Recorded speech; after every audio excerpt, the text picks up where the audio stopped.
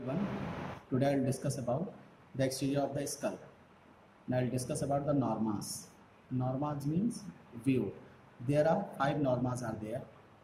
Norma frontalis, norma verticalis, norma lateralis, norma occipitalis, and norma basalis.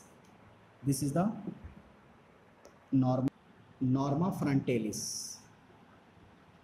This is the anterior view of the skull. This is called norma verticalis. This is the superior view of the skull. This is called norma lateralis. This is the side view of the skull. This is the norma occipitalis. This is the posterior view of the skull. This is called the norma basalis. This is the inferior view of the skull.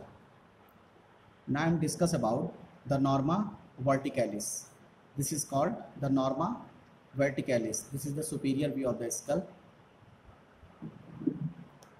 The view of the norma verticalis is ovoid in shape and it is narrower in anteriorly and wider in posteriorly.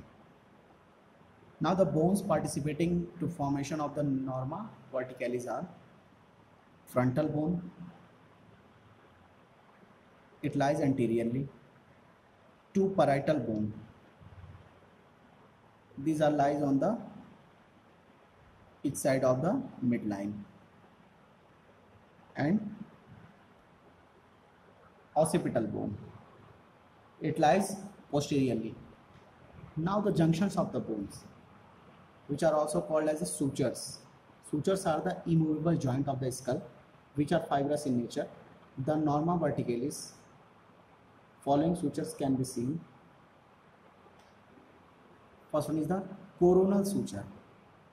This is the coronal suture which lies between the frontal and the parietal bone.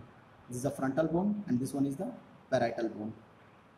This is the coronal suture. The another suture is the sagittal suture, which is present between the two parietal bone. This suture is called the sagittal suture. Now the lambdoid suture. This is called the lambdoid suture. The name is lambdoid suture because of the shape like a lambda. It is between the occipital and two parietal bones.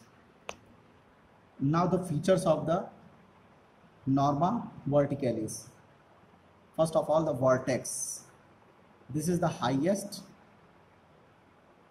maximum point of the sagittal suture. Now the vault. This is the arched roof of the skull. This is called vault. Now the bregma.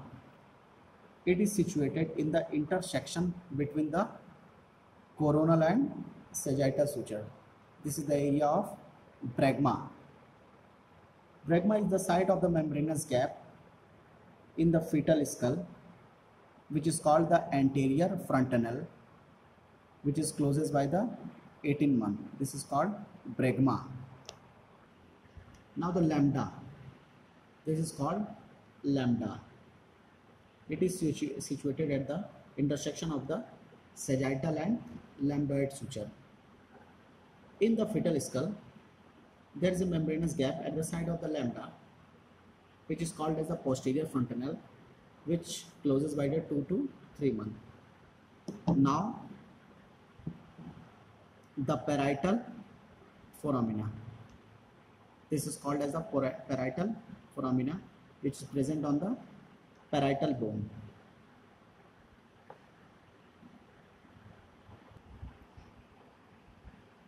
These two foramina is called the parietal foramina. A mesentery vein passes through it. Now there is a region on the sagittal suture between the two parietal foramina, which is called ovalion.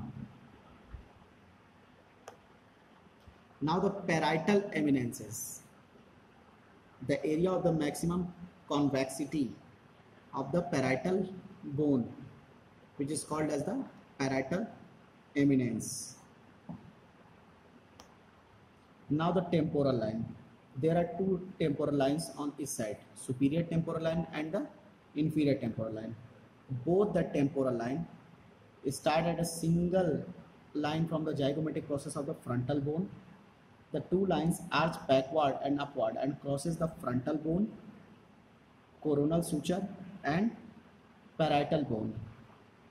This is the superior temporal line and this one is the inferior temporal line.